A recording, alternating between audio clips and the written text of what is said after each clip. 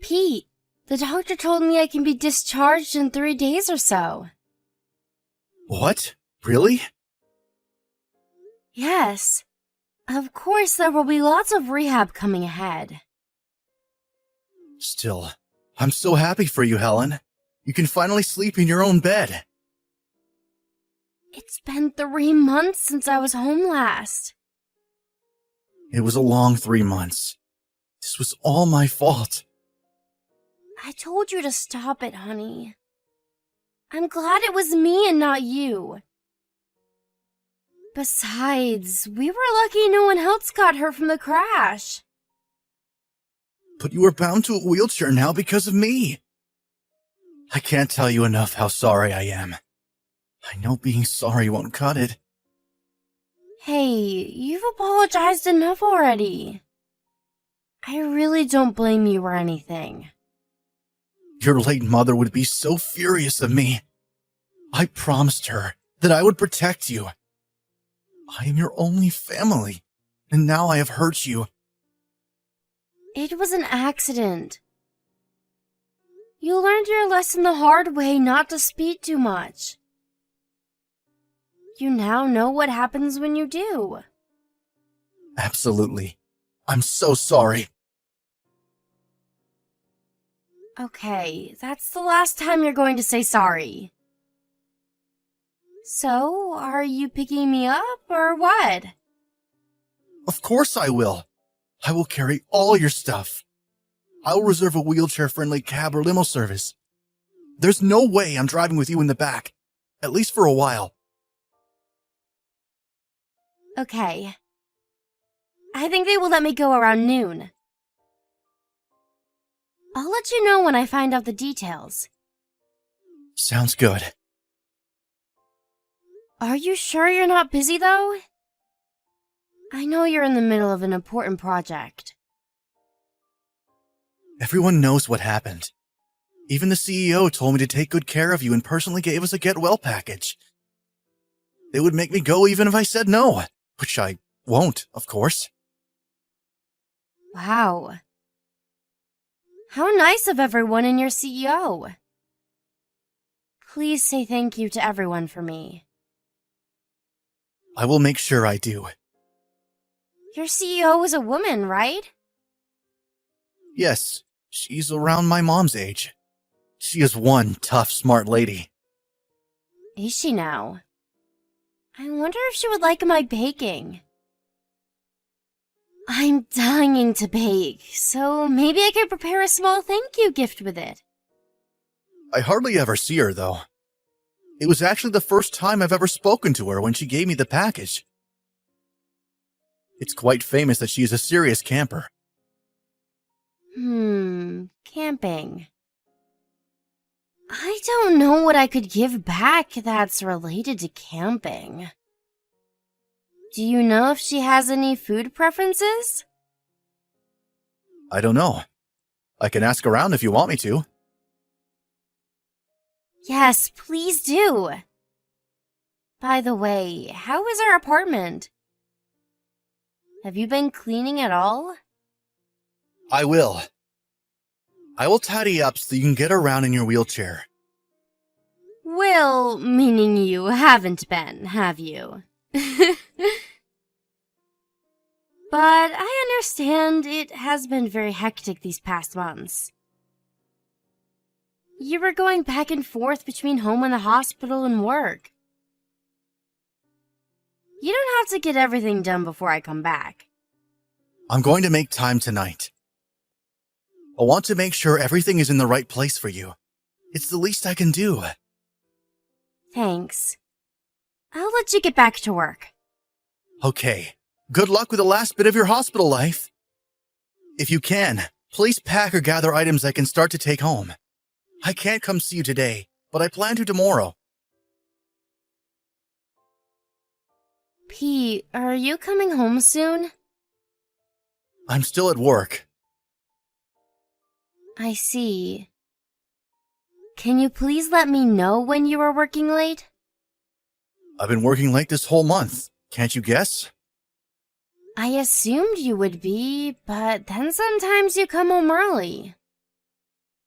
I'd like to know when I need to prepare your dinner.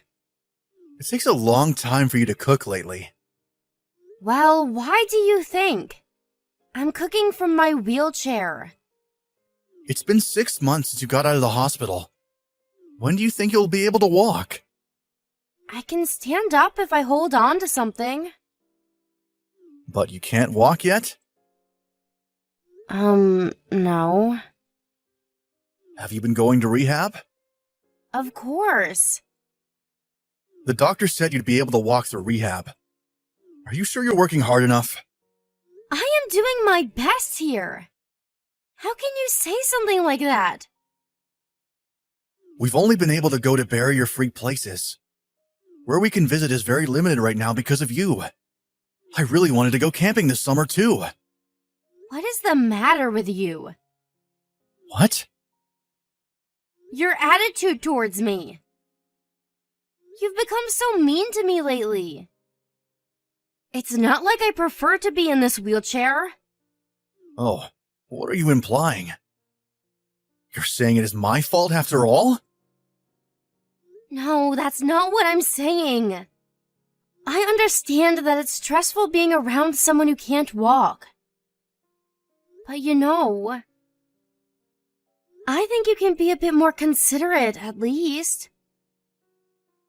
I feel very isolated from society as it is.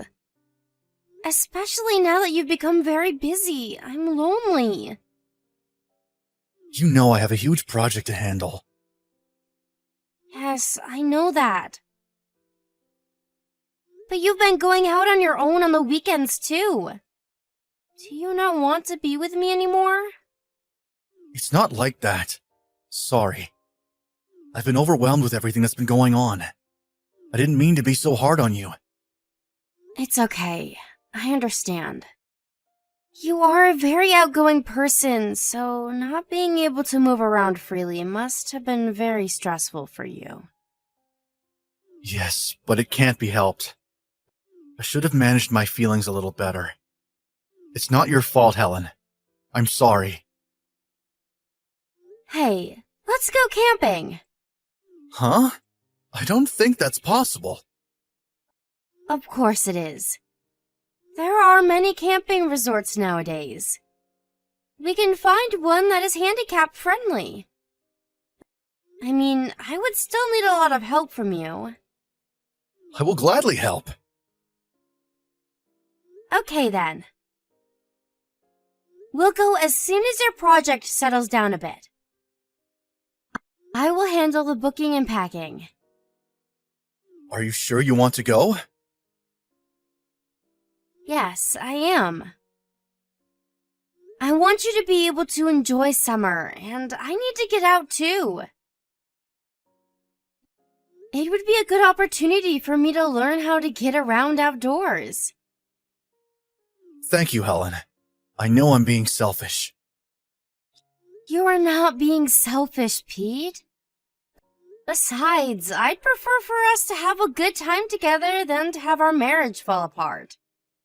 Don't you agree? Our marriage wouldn't fall apart. It felt like it was going to soon. You were never home and hardly spoke to me. I was starting to think you might be interested in someone else. Someone else? No way! I guess I still feel very guilty of what happened to you. And that guilt turned into stress, and I took it out on you. Sorry, Pete, I'm joking. I know my wheelchair life is troublesome for you. So I was just a little worried. It's not troublesome, Helen. Anyway, I will be quite busy with my project for another couple of weeks. But I think I can take some days off next month. Okay, great. Oh, and dinner tonight? No thanks. I'll grab something to eat here. Okay. I'll be heading to bed soon. Don't work yourself too hard. What is going on, Pete? Where are you? Why did you leave me here? I thought we were headed to the resort. I don't even know where I am, and it's getting dark. No one is around. Please come and get me. Tell me, Helen, how much battery do you have left on your smartphone? Huh? Oh my god, I only have 1%. Why? I had it charged all night. Your charger was probably loose.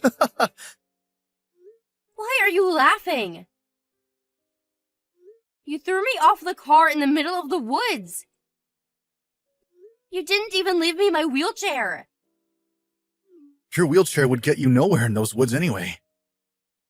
Pete, come back. Did I do something? Please, I'm begging you. You should crawl back home. What? It would be good training for you. What the hell? How can you joke around? What has gotten into you? I'm not joking. I'm serious. You need to get out of your damn wheelchair already. You're so slow and always in my way. Is that how you've really felt all this time? Pete, don't tell me you loosened my charger on purpose. What if I did? This is what you get for tormenting me for months with your never-healing injury. I hardly got a scratch from the crash. How can you be so fragile? Excuse me? You think I'm weak for getting hurt? That I've tormented you? You drove the passenger side of the car into a damn tree for crying out loud. How can you be so cruel? I am doing this for you. Perhaps by the time you get home, you'll be able to walk again. You haven't been pushing yourself hard enough.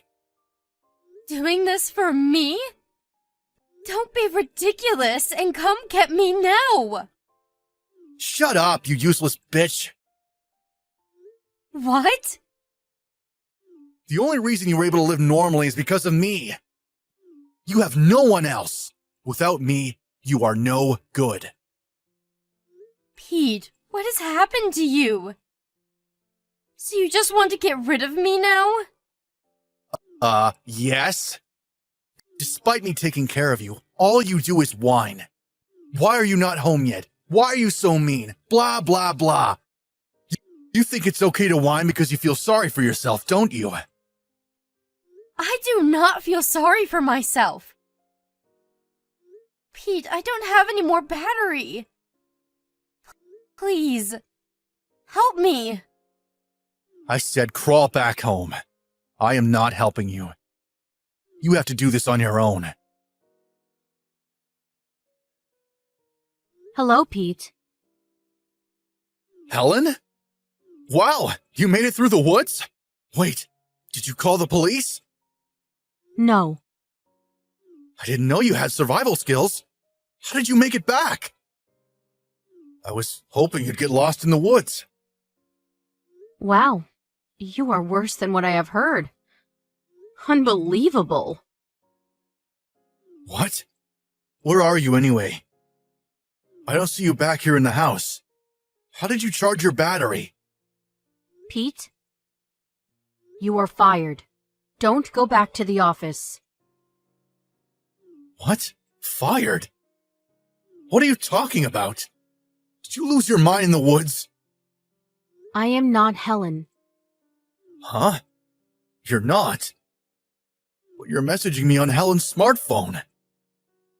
I rescued Helen and took her to a safe place. Oh. Did?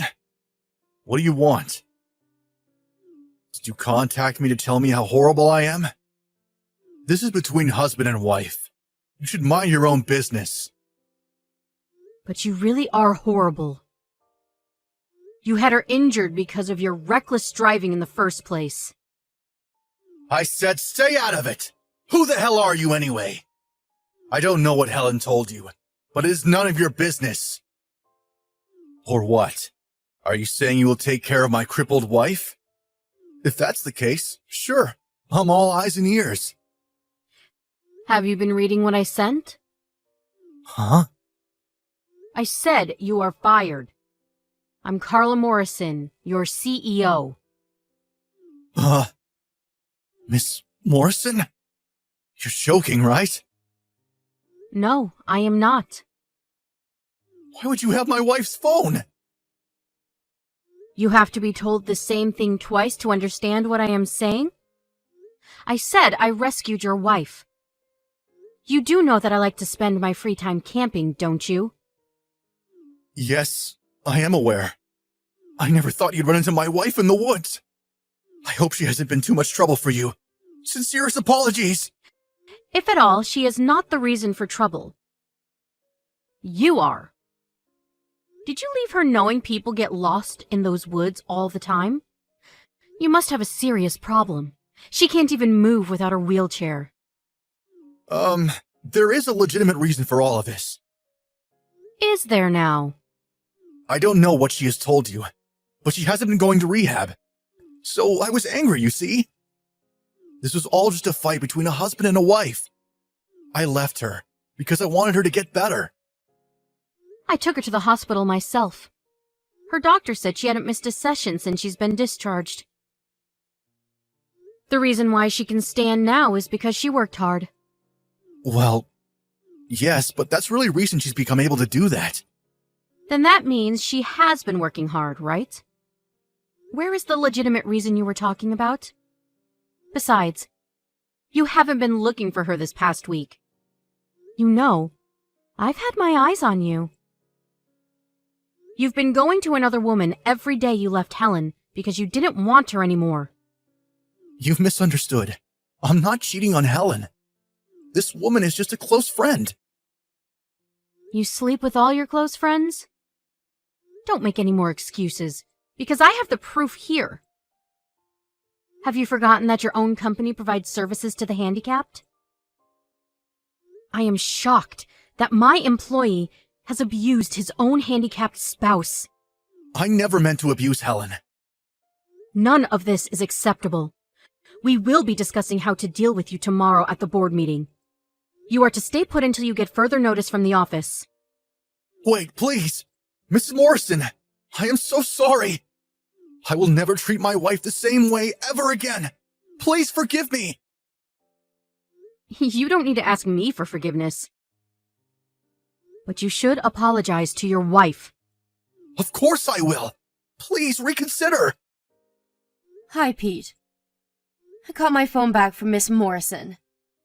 Helen, I am so sorry. There was something wrong with me. Please forgive me. I must have lost my mind from all the stress. I guess you're right about having lost your mind. But that's not a good enough reason for you to leave me out in the woods. I wasn't thinking straight. I made myself believe that you were putting me through hardship. But I was wrong. It's all my fault. Yes, it is. I want to be clear, once and for all. There is no way I would ever forgive you. I'm bound to the wheelchair because of your reckless driving. And on top of that, you left me in the woods while you slept with someone else.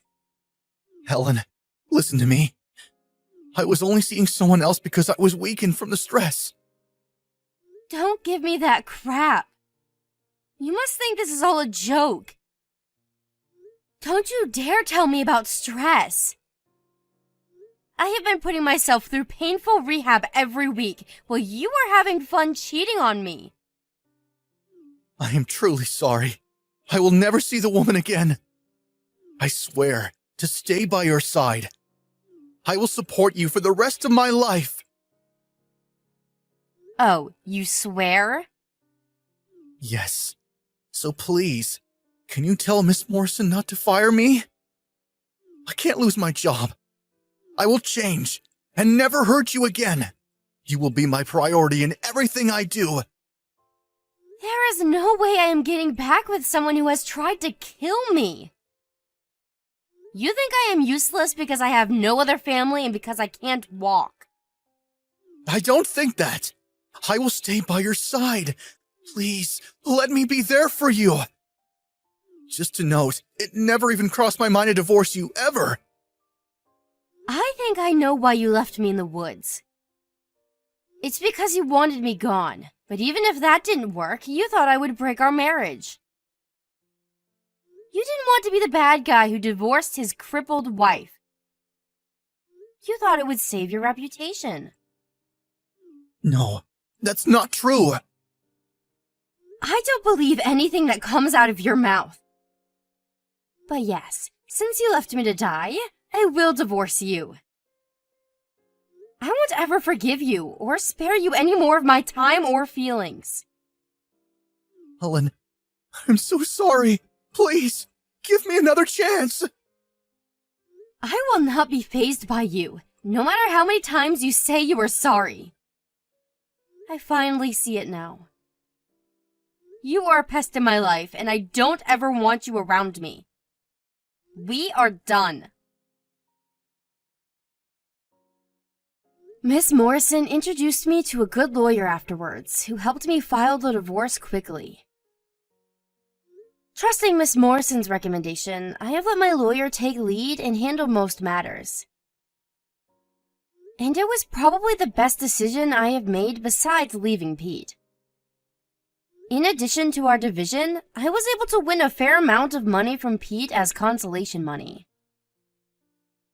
My lawyer also suggested and won compensation for my injuries from the car crash. We later found out that Pete was cheating on me with a coworker who, based on corporate policy, was also penalized. She was not fired, but left the company once rumor got around that she was sleeping with the most hated man in the office. Instead of getting fired, Pete was sent off to a small subsidiary. It was actually Miss Morrison who suggested not to fire him, knowing he would not be able to make all payments to me at once. Miss Morrison's idea was that as long as he had some job, he would be able to continue to pay me what he owes. Although, Pete's role has changed significantly, and with that, his salary has become nearly half of what he used to make. Despite his lowered income, I don't have to check my bank account every month to confirm he is paid. Because Pete agreed with his company and I that part of his salary be paid directly to me in exchange for his job. The last I heard, he is living a very minimal life with the little money that he gets. He must be regretting what he's done to me by now, especially because he had to give up all of his favorite things to do. I hope I will never see him again. After receiving the initial payment from him, I was able to move to a new house near the hospital. It allowed me to concentrate on rehabilitation.